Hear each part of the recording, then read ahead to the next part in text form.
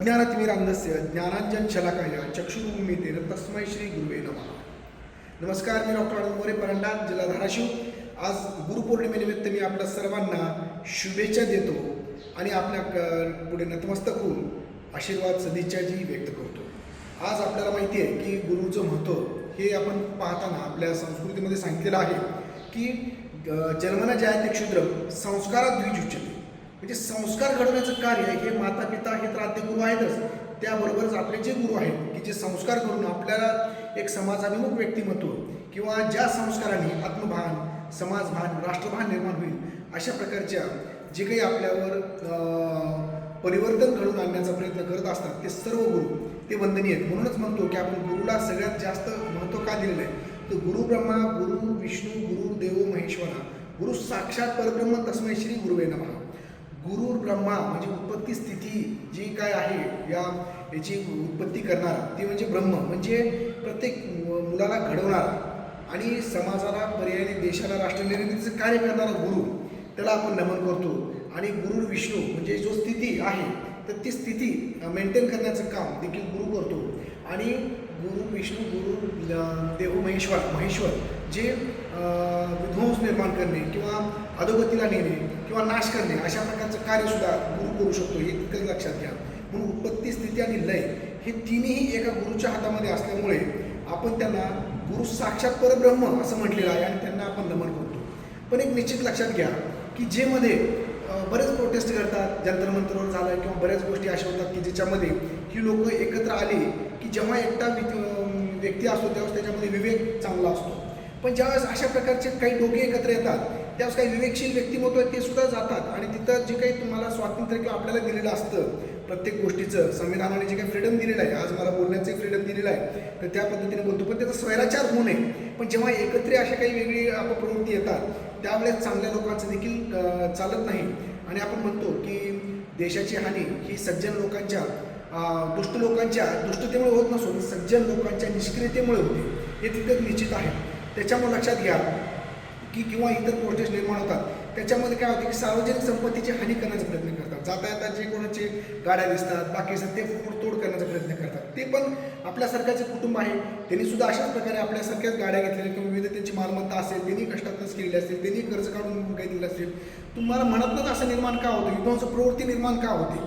आपले जे काही मागणे आहेत ते राजचं मागणं गरजेचं आहे, पण आपल्या एनर्जीचा वापर जर देशविरोधी किंवा देशाला गर्तेमध्ये किंवा खाईमध्ये ढकलण्याचा किंवा जे काही समत्व, ममत्व, एकत्व, बंधुत्व जे काही संविधानाने सांगितलेले आहे त्या समाजाचं बिघडवणारे जर काही घटक असतील तर त्यापासून पटकन दूर होणं हे गरज आहे असं मला म्हणायचं आहे. कारण ह्यामध्ये मी बघितलं की प्रत्येक विशेषतः जेन्झीज ज्याला आपण म्हणू की खरोखर त्यांना आपल्या भारतीय संस्कृतीची अत्यंत आवश्यक संस्कारांची गरज आहे असं मला म्हणायचं आहे. की कित्येक जण म्हणतात की मोदींना काय हे आहे का, भारताचे पंतप्रधान जे माननीय पंतप्रधान नरेंद्र मोदीचे आहेत तर त्यांची डिग्री काय, त्यांचं बाकीचं काय, ह्यावर तुम्ही सवाल उचलण्याचा प्रयत्न करत असतात. पण मला आश्चर्य वाटतं की जेव्हा आपण सर्च करतो त्यावेळेस त्यांना BA MA विशेषतः राज्यशास्त्र, सोशल पॉलिटिकल सायन्समध्ये त्यांनी केलेलं आहे. ठीक आहे, मी काय म्हणतो, आज मी एक डॉक्टर आहे किंवा मी LLB पण माझं कंप्लीट होत आलेलं आहे किंवा अजूनही इंजिनियर असतील, बाकीच्या जे काही गोष्टी असतील, हे केल्यानंतर किंवा अशा प्रकारच्या डिग्र्या मिळाल्यानंतर तुम्ही एक समाजाभिमुख व्यक्तिमत्व घडू शकता असं वाटतं तुम्हाला. त्याच्यामधून एक कलागुण कौशल्य निर्माण होईल, पण ते आपलीच म्हणतो ना की गाडी आपलीच म्हाडी आणि माझ्याच बायकोची गोलगोल साडी अशा प्रकारची भावना निर्माण होऊ शकते. पण समाजाभिमुख व्यक्तिमत्व निर्माण व्हायचं असेल तर आपली संत परंपरा, अष्टांग योग, त्यानंतर जे काही आपले रामायण महाभारतासारखे जे काही ग्रंथ आहेत जे सुसंस्कारी व्यक्तिमत्व घडवणारे आहेत की केवळ किंवा आपल्या विविध भारतीय संस्कृतीमध्ये सांगितलेलं आहे की कशा प्रकारे आपल्या जीवनाचे 4 आश्रम असतात की बाबा पहिल्यांदा ब्रह्मचर्य आश्रम आहे, गृहस्थ आश्रम आहे, त्यानंतर संन्यास आश्रम, वानप्रस्थ आश्रम. पण ह्या प्रत्येक आश्रमातील वेगवेगळ्या गोष्टी आहेत की त्यावेळेस आपले कर्तव्य, डूज अँड ड्युटीज, लायबिलिटीज या सगळ्या गोष्टी त्यामध्ये वर्णन केले आहेत. अशा प्रकारचे संस्कार होणं गरजेचं आहे. तर हे सुसंस्कारी जे काही अध्यात्मशास्त्र आहे, योगशास्त्र आहे किंवा इतर जे काही अष्टांग योग आहे तर ह्या गोष्टींचा संस्कार सदर व्यक्तींवर झालेला आहे. त्यामुळेच हे समाजाभिमुख व्यक्तिमत्व कार्य करत आहे.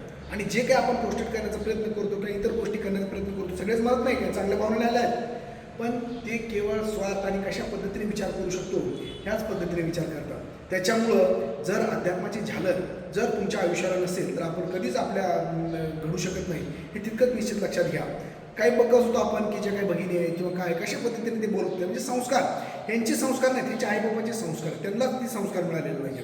का तर हिंदू मानत नाही बाकीच नाही. तुम्हाला माहिती आहे हिंदू या शब्दाची उत्पत्तीच अशी की जो हीन वृत्तीपासून दूर तो हिंदू, मग तो कुठल्याही जाती धर्मपंथाचा असू द्या.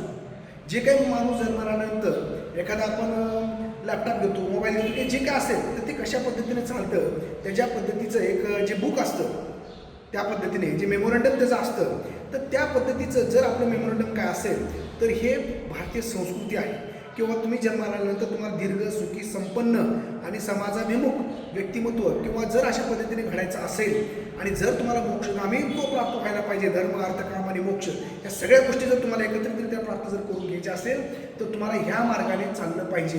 म्हणून म्हणतात की महाजन येन गता सपंथा. हां, तशा पद्धतीने म्हणजे गुंता आपला सुटतो. पण ह्या गोष्टींचं संस्कार झालेले नसतात. त्यासाठी गुरु लागतो जो आपल्याला स्वस्वरूपाची जाणीव निर्माण करून देतो आणि प्रकृती पलीकडे पाहण्याची दृष्टी निर्माण करून देतो. केवळ आपल्या हे जे काही बाह्य जग आहे ते जसं म्हणतो ना प्रत्यक्ष मी अल्पम अनात्मन्य अप्रत्यक्ष, म्हणजे प्रत्यक्ष दिसतं ते थोडंफार आहे. जसं हिमनग असतो 1 ते 2% फक्त वर असतो आणि खाली पाण्यामध्ये 8% असतो.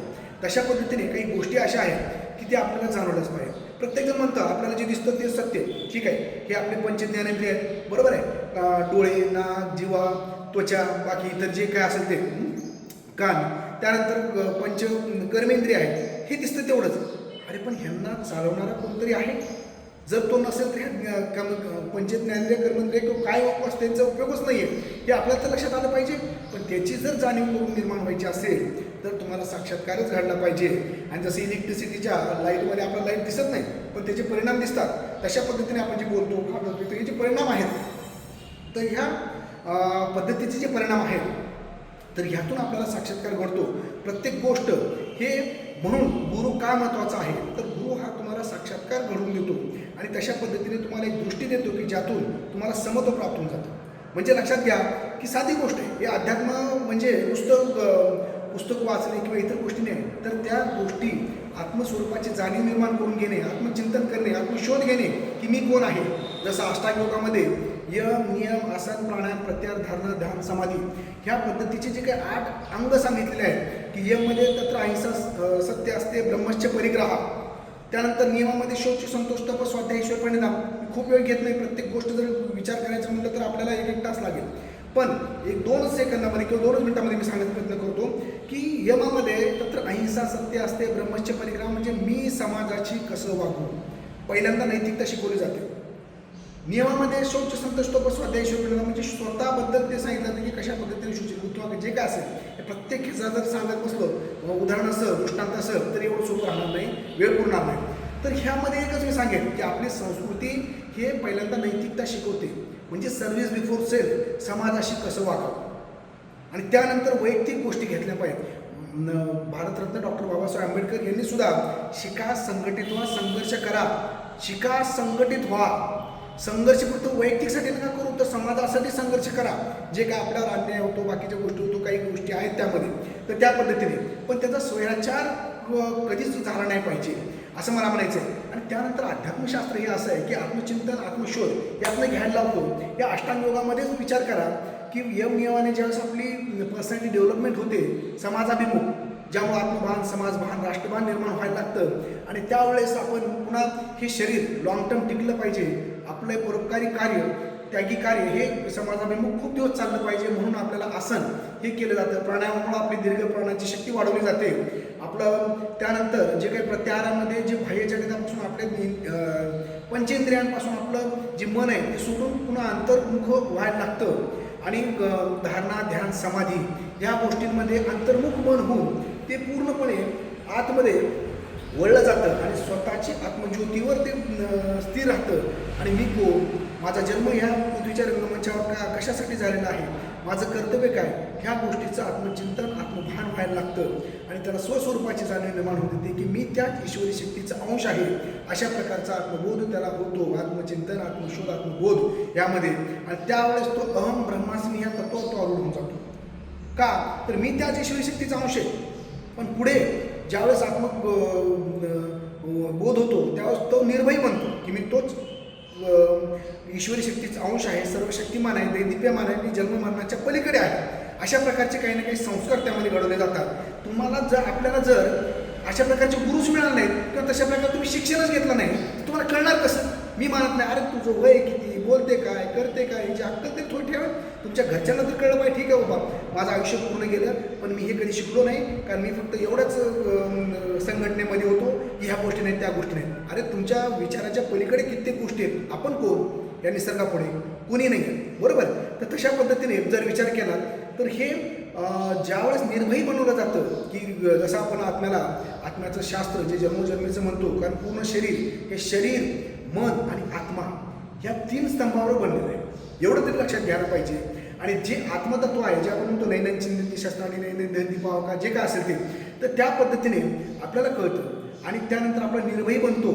आणि निर्भयी बनल्यानंतर जे काही आपलं कार्य आहे अशा प्रकारे करायला लागतं आणि तो एक म्हणतो ना की पुढे आत्मकल्याण तो साधतो. आणि आत्मकल्याणामधून तो व्यक्ती जेव्हा त्याला पुढं कळतं की जसं मी त्या ईश्वरी शक्तीचा अंश आहे, तशाच पद्धतीने केवळ मनुष्यच नाही तर वनस्पतीसृष्टी, प्राणीसृष्टी हे सुद्धा त्याच ईश्वरी शक्तीचा अंश आहे. म्हणजे खल्विदं ब्रह्मम, म्हणजे जसं मी त्याचं आहे तशा पद्धतीने हे आहे. म्हणजे तो केवळ त्याच ईश्वरी शक्तीशी एकरूप होत नाही तर तो इतर सृष्टीशी सुद्धा एकरूप होऊन जातो. म्हणजे त्याच्यामध्ये जाती, धर्म, पंथ, मानवता यातलाच भेद नष्ट होत नाही. तर वनस्पतीसृष्टी, प्राणीसृष्टी हे सुद्धा माझेच एक भाग आहेत, अशा प्रकारचे त्याचा विचार होतो. आणि मग त्याच्यामध्ये जो काही विचार, विश्वाची माझे घर, वसुदैव कुटुंबकम आपोआप निर्माण होत नाही. यासाठी संस्कार करावे लागतात. नुसतं म्हणणं आणि आत्मानुभूती घेऊन तशा पद्धतीने आचरण करणं, ह्यामध्ये तो कर्मयोगी बनतो. कारण प्रत्येक गोष्ट करताना हे माझे बांधवच आहेत अशा पद्धतीने विचार करतो आणि त्याचा जो संसार होतो तो अवघाची संसार सुखाचा करणे, आनंद भरणे तिन्ही लोके, अशा प्रकारचा त्याचा संसार होतो. आणि जसं म्हणतो ना कर्मण्यवाधिक असतो मग आपण शुक्राचं म्हणतो, पण कधी होतं ज्यावेळेस तो आत्मचिंतन, आत्मबोध, आत्मशोधामध्ये अहम ब्रह्मास्मी खल्विदं ब्रह्मम हे जेव्हा कळतं आणि कर्माची रीत त्याला कळते की कर्माच्या नुसारच आपल्याला पुढचा जन्म असेल नसेल की तुमच्या पद्धतीने किंवा आपल्या पद्धतीने सोडून द्या, कुठं ना कुठं कर्मफळ हेच आपल्याला भोगायला मिळतं, हे आपण प्रत्यक्षात कुठं ना कुठं पाहतो. तर ह्याच पद्धतीने ज्यावेळेस कळतं त्यावेळेस तो कर्म हे करतो आणि बाजूला राहतो. का? जरी न कळता आपण कुठलं कर्म केलं तर ते बुमरॅंग होऊन पुन्हा आपल्याला ते भेटतं. तशा पद्धतीचे जेव्हा संस्कार होतो त्यावेळेस तो एकांतात सुद्धा कुठलं पाप करत नाही आणि भ्रष्टाचार किंवा इतर गोष्टी नष्ट होऊन जातात. तर त्यामुळे ह्या पद्धतीने आत्मशोध, आत्मचिंतन, आत्मबोध, त्यानंतर आत्मकल्याण आणि विश्वकल्याणी तो व्यक्तिमत्व बनतो. म्हणजे हे जे ट्रान्सफॉर्मेशन आहे ना, स्वपरिवर्तन विश्वपरिवर्तन, जसं ब्रह्मकुमारीजमध्ये म्हणतात, राजयोग मेडिटेशनमध्ये जे काही आपल्यातले त्या ईश्वरी शक्तीचे 7 गुण, ज्ञान, पवित्रता, शांती, प्रेम, सुख, आनंद, शक्ती, तशा पद्धतीने आपले देखील आत्मगुण तेच आहेत त्या ईश्वरी शक्ती, कारण आपण त्याचाच एक अंश आहोत. पण आपण हे विसरून गेलो अज्ञानामुळे. पण हे कोण मान्य करायला तयार होत नाही, कारण प्रत्येकाला वाटतं की मीच फार ज्ञानी. खूप काही आहे. तथागत सुद्धा म्हणतात की ह्या सृष्टी किंवा एखाद्या मोठ्या पिंपळाचं झाड जर बघितलं त्यातल्या पाण्यात देखील मला ज्ञान नाही. स्वतः महाविष्णूचा अवतार श्री संत ज्ञानेश्वरजी ते सुद्धा म्हणतात की समुद्रामध्ये मी काडी बुडवली आणि जर बाजूला थेंब टाकला तरी एवढे ज्ञान माझ्याकडनं घे. पण आपणच जे आहोत अर्धो हळकुंड पिवळे झालेले किंवा थोडंसुद्धा त्यांच्या पटीमध्ये किती ज्ञान आपल्याला आहे तरीसुद्धा आपण स्वतःला ज्ञानी समजतो. कुठली तरी एखादी डिग्री घेतली म्हणजे की ज्याच्यामध्ये फक्त ती भौतिक गोष्टींचा विचार करणारी, ह्या ज्या काही आपल्या भारतीय संस्कृतीमध्ये गोष्टी सांगितल्या आहेत त्याचा आपण थट्टा करतो आणि आधुनिकांचा अनुकरणाचं आचरण करून स्वतःला, कुटुंबाला आणि ह्या समाजाला सुद्धा आपण अधपतनाकडे घेऊन जातो. हे निश्चित लक्षात घ्या. त्याच्यामुळं मोदींची डिग्री विचारण्याची गरज नाही. जी जीवनाला आवश्यक आहे आणि समाजधारणेला आणि राष्ट्र उन्नतीला आवश्यक आहे ती डिग्री त्यांच्याकडे आहे. तुमच्याकडे फक्त स्वार्थी डिग्री आहे, हे लक्षात घ्या. ह्याबरोबर आपल्या भारतीय संस्कृतीचं आचरण करा. नक्कीच आपल्या स्वतःचं तुम्ही समाजाचं आणि पर्यायी राष्ट्र निर्मितीचं काम नक्की तुम्ही कराल असं मला म्हणायचं आहे. तर त्यामुळं माझं हेच म्हणणं आहे की ज्यावेळेस हे अध्यात्मशास्त्र ज्यावेळेस आपण विचार करतो त्यावेळेस परिवर्तन हे सामान्य व्यक्तीपासून ते देवदूतापर्यंत, आनंददूतापर्यंत ह्या पद्धतीने होते. आणि आत्मगुण आपण विसरून गेलेलो आहोत आणि त्याच्यावर षडरिपूंनी आपल्या काय म्हणतो त्याला अधिकार जमावलेला आहे, जे काही कंदिलावर काजळी निर्माण झालेली आहे, आपण ज्योत आपली त्यामध्ये दिसत नाही, प्रकाश आपला पडत नाही, जसं तथागत गौतम बुद्ध म्हणतात आपला दीप भव, तशा पद्धतीने आपण भिंतीवरचेच फक्त दिवे राहिलेले आहोत. तर त्यामुळे ती काजळी काढायची असेल तर ती काजळी जी आहे ते षडरिपूंची आहे, काम, क्रोध, लोभ, मद, मोह, मत्सर, आणि ह्या गोष्टी आपल्या आत्मगुणाच्या नाही आहेत. आणि ह्याच आधुनिकतेच्या अंधानुकरणामध्ये आपल्यावर हे काजळी चढलेली आहे. त्यामुळे ह्या सगळ्या गोष्टी आपल्याला कळायला लागतात. पण खरोखर वाईट वाटतं की ज्या लोकांनी उत्पात केला, एवढंच मी सांगेन. आणि हे लक्षात घ्या, मी कोणाची बाजू घेत नाही, कारण 14 मे रोजी माझं एक ब्लॉग मी लिहित असतो, माझी यूट्यूबवर देखील भरपूर व्हिडिओज असतात. त्या ब्लॉगमध्ये 14 मे रोजी मी ब्लॉग लिहिलेला आहे. त्याच्यामध्ये नीट एक्झाम झेलजींच्या नादी लागू नका, नाहीतर अवस्था आपली नेपाळसारखी होऊ शकते, कारण एवढं सोपं नाही हे मी लिहिलं होतं. त्याच्यामध्ये कित्येक मोठमोठ्या देशाच्या नेत्यांना हातकड्या घातल्याच्या मी त्यामध्ये ज्यावेळेस याच्या मदतीने मी काही फ्लायर्स तयार केले, त्यामध्ये ते आलं, पण मी तसंच ठेवलं का, तर एवढं सोपं नव्हतं. कारण माझा मुलगा स्वतः मागच्या वेळेस नीट एक्झाम देऊन तो कोल्हापूरला होता. स्वतःच्या कष्टाने पहिल्याच प्रयत्नात पहिल्याच मध्ये लागून गेला, दुसरा पण लागेल. त्याही आईबापाला वाटतं ना की माझा मुलगा अभ्यास करतो, कष्ट करतो, आणि इकडे पेपर फुटून पुढे जातात, तळताट येतो, हे मान्य आहे, मी लिहिलं होतं. अरे पण त्याचा परिणामस्वरूप देशविरोधी तुम्ही जाता.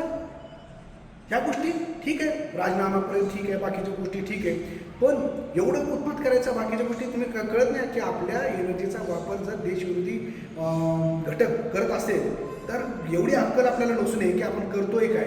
आणि ज्या खरोखर मी आता जे नवीन एज्युकेशन मिनिस्टर आलेले आहेत जोशी साहेब, यांना मी नक्कीच आणि पंतप्रधान साहेबांनाही म्हणेन की ह्याचा परिणाम आपली म्हणतो ना, तुझं आहे तुझं पाशी, परंतु जागा चुकलाशी. एवढंच नाही तर जी काही भारतीय संस्कृती आहे, अष्टांग योग, त्यानंतर जी काही आपली इंडियन कल्चर किंवा अध्यात्म, ह्यातल्या काही बेसिक ज्या गोष्टी आहेत, तर ह्या बेसिक गोष्टी ह्या आपण आपल्या अभ्यासक्रमामध्ये घेतल्याच पाहिजेत. नुसतंच योग म्हणजे आसन प्राणायाम असं नाही आहे. आपल्याला माहिती आहे योगाबद्दल सगळं, की युक्त आर्यास, युक्त चष्टशेखरमस, युक्त स्वप्नाबद्दल, योग्य योगाभोवती दुःखापा, हा विवेक निर्माण करण्याचं काम हे आयुर्वेदशास्त्र करतं. आणि हेच जे शास्त्र आहे ते जगामध्ये आज अब्जावधी रुपये खर्च करून जे वेगवेगळ्या आजारांवर जे काही हे चाललेलं आहे त्यांचं काय म्हणून आपण त्याला रिसर्च चाललेले आहेत, जे काही नॉन कम्युनिकेबल डिसीज आहेत, डायबिटीज, ब्लड प्रेशर, हार्ट अटॅकपासून ते कॅन्सरपासून ते थायरॉईडपासून मानसिक आजारी, ह्या सगळ्या गोष्टी. तर हे मानसिक आजार का वाढत चाललेले आहेत सध्याच्याला, तर हेच अध्यात्माचे जालर सोडा, मेडिटेशनने तुम्ही कोण आहात हे विसरून चाललेला आहात, तुझं आपल्याबद्दल माहिती नाही आहे, तर त्यामुळं साध्या साध्या गोष्टीला तुम्ही बळी पडता आणि आपल्याला वेगवेगळ्या प्रकारचे मानसिक आजारही जडले जातात. ह्या सगळ्याचं सोल्युशन भारतीय संस्कृतीमध्ये आहे. आणि अभ्यासक्रमामध्ये जोपर्यंत येत नाही तोपर्यंत कुठल्याही जाती धर्मपंथाचा व्यक्ती घडत नाही. मला सांगा, ह्याच हीनवृत्तीपासून दूर राहिलेला हिंदू जे कोण असेल, जे कन्याकुमारीपासून ते हिमालयापर्यंत, कच्छ ते कामरू या पद्धतीने ज्यामध्ये राहतात, आणि त्यातून पुन्हा प्रत्येकाने आपापले मार्ग निवडले, वेगवेगळ्या मार्गाने ते धर्म अवलंबला, पण त्यामध्ये पंतप्रधान मोदी साहेब म्हणतात की एकम सत्विप्रा बहुधा वदन्ति, सत्य एकच आहे. जसं आकाशात पतितं तोयम यथा गच्छति सागरम सर्व देवो नमस्काराभ्याम केशवम प्रतिगच्छति. म्हणजे काय सांगितलं हो, की पावसाचं पाणी कुठं जरी पडलं तर ते गटारीला जातं, पुन्हा नदी नाल्याला जातं आणि मोठ्या नदीमध्ये रूपांतर होऊन ती शेवटी समुद्रालाच येऊन मिळतं. तशा पद्धतीने कुठल्याही मंदिरात, मस्जिदीमध्ये, गुरुद्वारामध्ये, कुठल्या आपल्या बौद्ध भिक्खूंनी केलेली प्रार्थना ही एकाच त्या ईश्वरी तत्वापर्यंत अवलंबून जाते. ह्या गोष्टींचं अशा प्रकारे म्हणजे समाजामध्ये बंधुभाव निर्माण करणारी विचारसरणी टाकली पाहिजे. केवळ मनुष्य प्राणीच एकच नाही आहे, तर आपल्याला जशा प्रकारच्या भावना आहेत, जीव आहे, ही इतरांना सुद्धा आहेत. अशा प्रकारची विचारसरणी जो देतो आणि जो वसुदैव कुटुंबकांचा विचार निर्माण करण्याचा प्रयत्न करतो, अशा प्रकारची आपल्या जन्मताच ही असते. पुन्हा आपण वेगवेगळे मार्ग पत्करतो आणि तरीसुद्धा एकाच मार्गाला जाण्याचा आपण तिथं प्रयत्न करतो. एवढी मोठी शिकवण देणारी जी कुठली संस्कृती असेल, भारतीय संस्कृती वाईट कशी ठरू शकते. आणि तुम्ही म्हणल्यामुळे वाईट होणार आहे नाही आहे. तुम्हाला आत्मचिंतनाची आपल्याला आत्मचिंतनाची गरज आहे की आपण कशा पद्धतीने ह्यातून स्वतःला सावरलं पाहिजे. आत्मचिंतन आणि आपल्याला आपलं स्वत्व कसं कळलं पाहिजे आणि आपल्यामुळं इतरांचा फायदा कसा झाला आहे, रंगमंचावर आपल्याला काय ह्या सृष्टी नियंत्रण शक्तीने पाठवलेलं आहे, ह्या सगळ्या गोष्टींचं भान कुठं तर आलं पाहिजे. वरवर काहीतरी आईबापाला संस्कार नसतात त्यामुळे पोरं किती बिघडलेले आपण बघितले आणि कशा पद्धतीने त्यांचा वापर करून घेतला गेला. आणि हेच नाही म्हणत मी कुठल्याही एखाद्या महापुरुषाचे काही कुठं अपमान झाला तर कशा पद्धतीने लोंडाच्या लोंडा निघतो आणि कशा प्रकारे त्यांच्या मनामध्ये विकृतता निर्माण होते आणि कशा प्रकारे सार्वजनिक संपत्तीचं नुकसान आपण करायला लागतो म्हणजे बेजबाबदार. ह्याला फक्त लोकसंख्या वाढ ही एकच त्यामागे उद्देश आहे हे मला म्हणायचं आहे. तर त्यामुळे निश्चित लक्षात घ्या, ज्यावेळेस भारतीय संस्कृतीचा लोप होईल त्यावेळेस पुन्हा हे तिसरं महायुद्ध होणार आणि पुन्हा संपूर्ण नष्ट होईल आणि पुन्हा तीच संस्कृती आपल्या सगळ्यांना तारेल हे तितकंच निश्चित लक्षात ठेवा. कारण प्रत्येक गोष्टीचा अभ्यास करून प्रत्येक गोष्टीचा विचार करून हे मी मत मांडण्याचा प्रयत्न करत आहे. ठीक आहे, जरी आपल्याला कोणी मूर्तीपूजा करत नसेल, कोणी काय करत नसेल, तर ही मूर्तीपूजा हे पहिलेलं ॲडमिशन आहे. त्यानंतर जर तुम्हाला पुढे डॉक्टर किंवा PhD होऊन बाहेर पडायचं असेल तर अहम ब्रह्मास्मी या तत्वावरच होऊन ही भारतीय संस्कृती स्वतः सांगते. भारतीय संस्कृती स्वतः सांगते की न ही देव विद्यते काष्टे पाषाणे न तृणमूले भावेषु विद्यते देव तस्मात भावे पूजते. म्हणजे भावांमध्येच देव गुंतलेला आहे. तुम्ही या ठिकाणी बसून जरी तुम्ही मेडिटेशन केलं आणि पांडुरंगाचा धावा जरी केला तरी पांडुरंग तिथे तुम्हाला आशीर्वाद देऊ शकतो.